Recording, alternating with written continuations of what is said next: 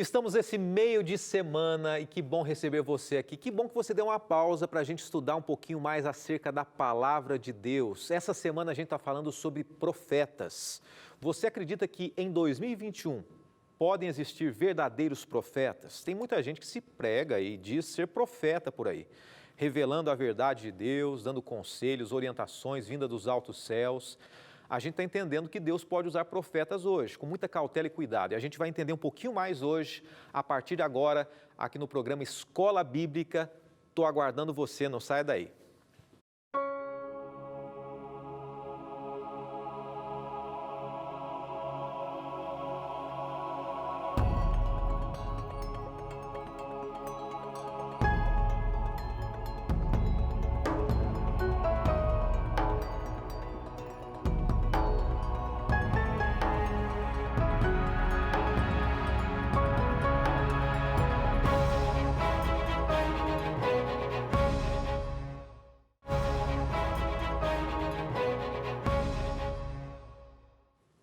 Um profeta entre nós. Esse é o tema dessa semana aqui na temporada Verdades para o Tempo do Fim. É possível existir entre nós um verdadeiro profeta?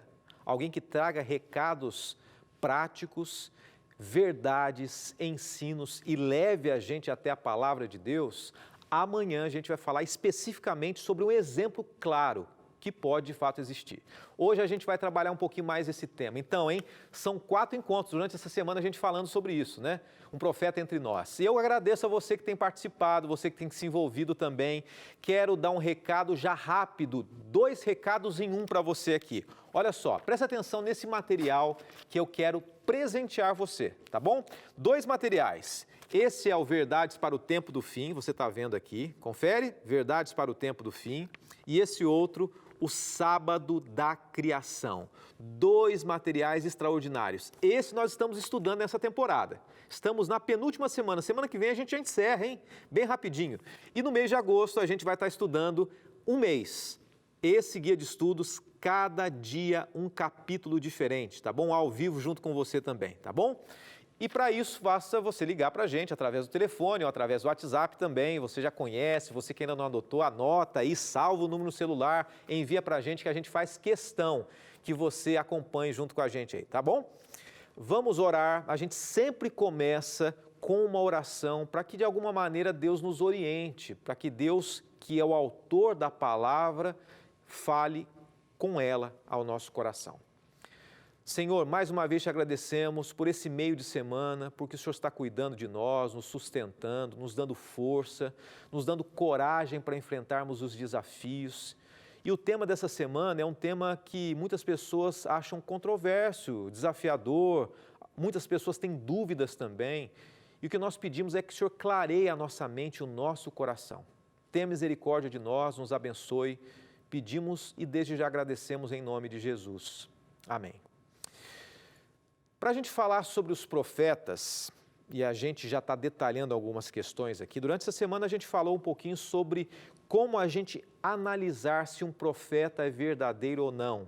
Começamos falando segunda-feira que Deus usa verdadeiros profetas e existem falsos profetas também, como existiu ao longo da história, né? Se a gente vai ao Antigo Testamento, nós encontramos Deus se comunicando de forma clara para os profetas bíblicos, né?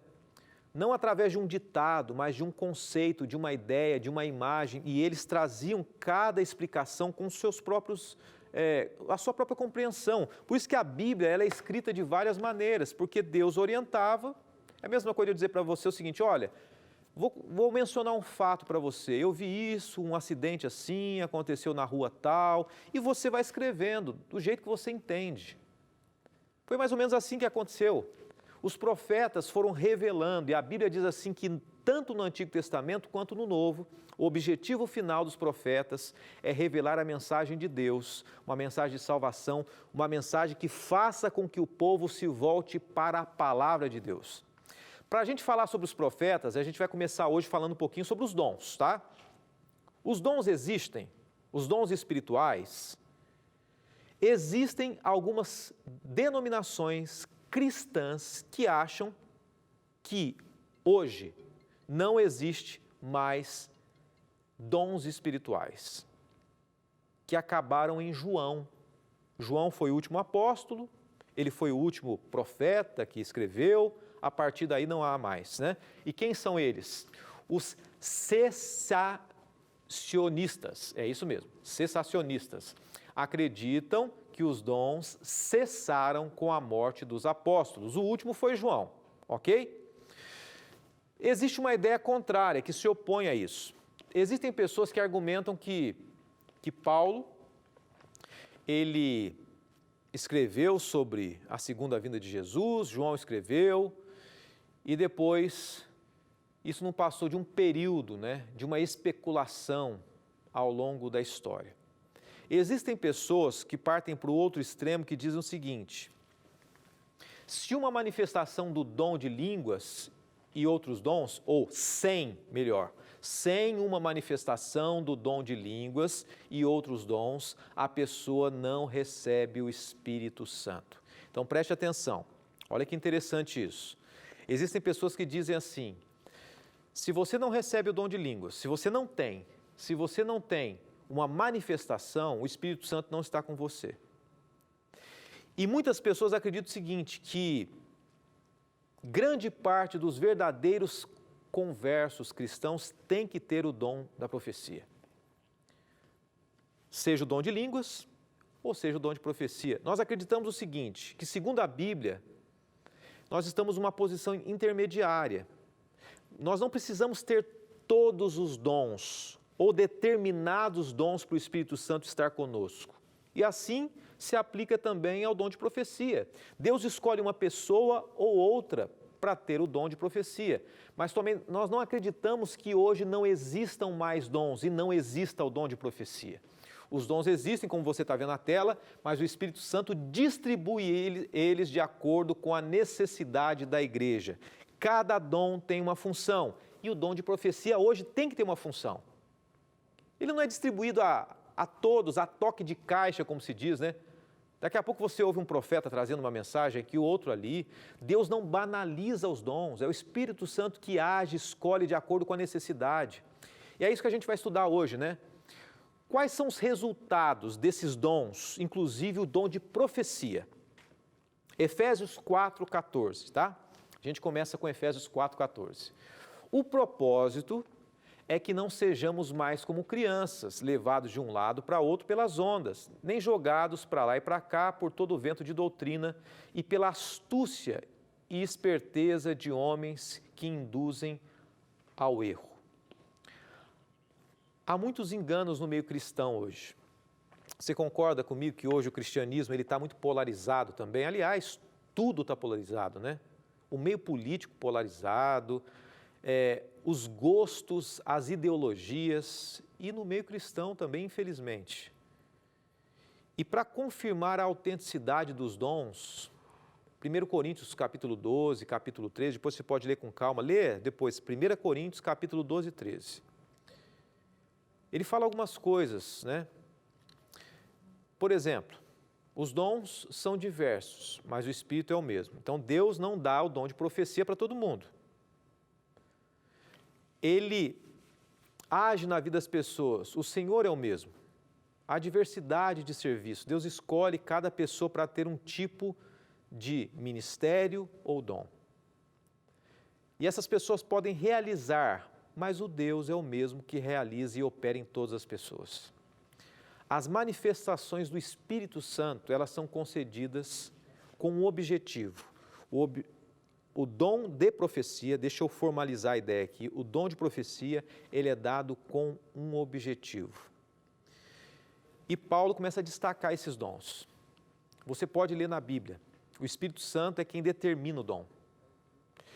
E esse texto reforça o que nós já falamos, que os dons existem nos dias de hoje. 1 Coríntios, capítulo 12. Vamos lá. Porventura, são todos apóstolos, profetas, são todos mestres, operadores de milagres, têm todos dons de curar, falam todas outras línguas, interpretam todos, entanto, procurai com zelo os melhores dons. E eu passo a mostrar-vos ainda um caminho sobremodo excelente. Nem todos que se dizem, e aí o inimigo usa muito isso também, até dentro do cristianismo. Nem todos que se dizem profetas são de fato profetas. E a pergunta retórica para a gente pensar aqui é que todos irão receber os dons, os mesmos dons? O amor é o único dom que todos têm.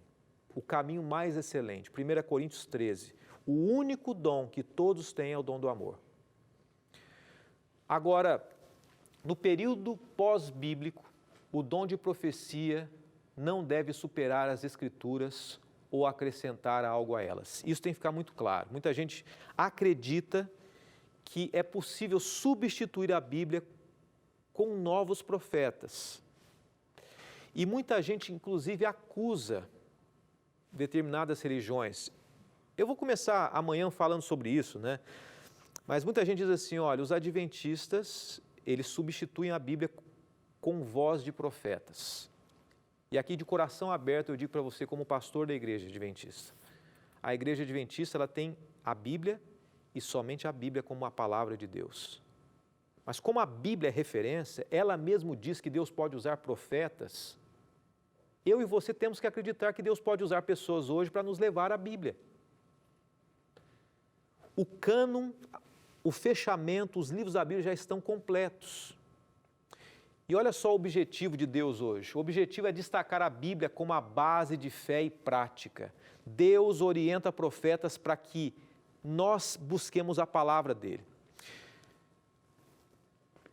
O objetivo do profeta é ensinar, é explicar o viver diário, os princípios. O dom profético, e eu quero dizer para você aqui, se acha envolvido no estabelecimento e na edificação da igreja. O dom de profecia, ele serve para que a igreja cresça, para que a igreja se desenvolva, para que a igreja, de fato, salve outras pessoas, habilitando a desempenhar uma missão. Apocalipse 12, 17, e aqui eu quero dar uma pausa, porque esse texto ele vai trazer uma mensagem muito dura para a gente hoje. Dizendo o seguinte, que antes da volta de Jesus, Deus usará profetas. Nos dias de hoje, Deus usará ainda profetas. Você tem o coração aberto para isso? A gente está com o coração aberto? Então vamos entender um pouco mais sobre esse tema. A gente vai dar uma pausa bem rapidinho agora e na sequência, prepare aí um livro profético de Apocalipse, capítulo 12 e 17, que tem uma grande lição para nós. A gente volta já.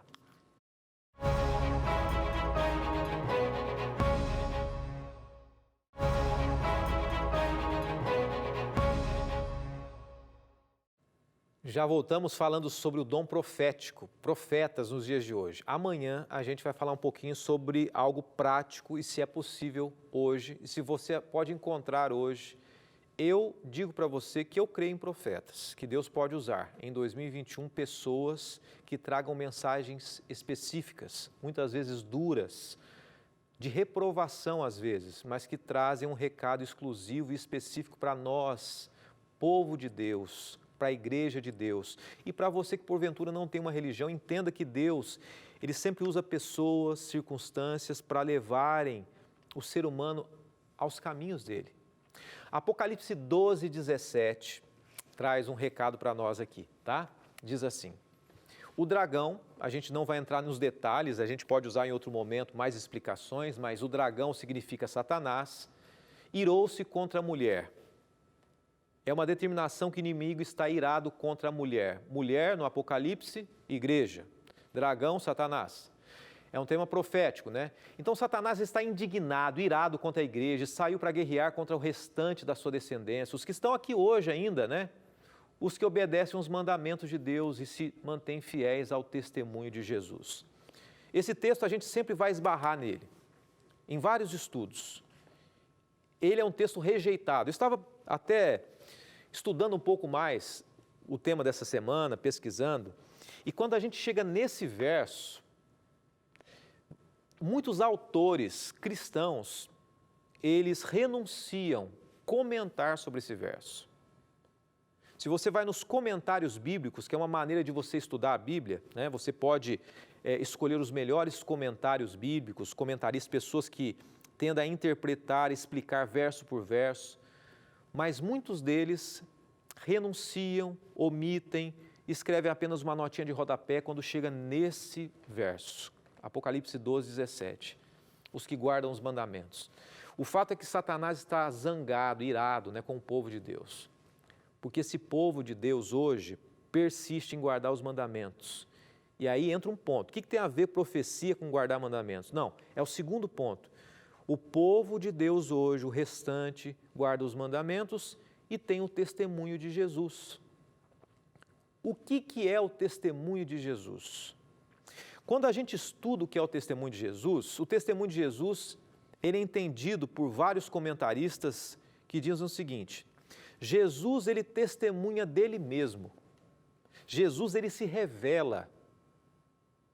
E nós temos que entender que Jesus se revela, se revelou. Mas a Bíblia também revela Cristo Jesus.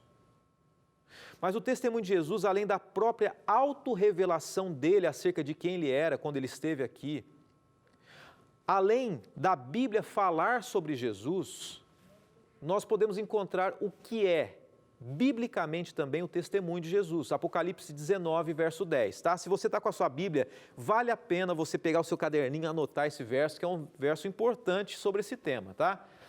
Apocalipse 19, 10 diz assim: então caí aos seus pés para adorá-lo, mas ele me disse: não faça isso, sou servo como você e como seus irmãos que se mantêm fiéis ao seu testemunho ou ao testemunho de Jesus. Ok, começou a explicar, testemunho de Jesus. Adore a Deus, porque o testemunho de Jesus é o espírito de profecia. Dois aspectos importantes. Você está com o seu coração aberto e sincero para entender? Você entende que não é um pastor trazendo algo aqui? O que acontece muitas vezes é o seguinte, antes da gente explicar o verso, para contextualizar para você, muita gente diz assim: olha, o texto está dizendo isso, muitos pastores, e aqui você faça uma avaliação do que eu falo aqui. Muitos líderes religiosos fazem o seguinte, eles jogam na Bíblia aquilo que os interessa. Mas, na verdade, a gente tem que pegar da Bíblia aquilo que ela traz para a nossa vida. E ela está dizendo o seguinte, que antes da volta de Jesus, Deus terá um povo que guarda os mandamentos e que acredita no espírito de profecia, do dom profético, que Deus pode ter profetas hoje. Então, começa a fazer uma análise, olha, eu sou um cristão que aguardo a volta de Jesus hoje, ok? Eu tenho feito parte desse grupo que Deus diz que é o grupo que permanecerá fiel até o fim, que guarda os mandamentos e que acredita no dom profético?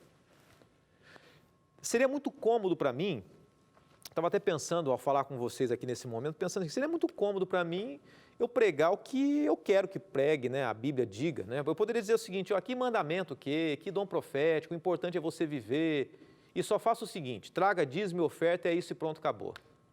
Confortável.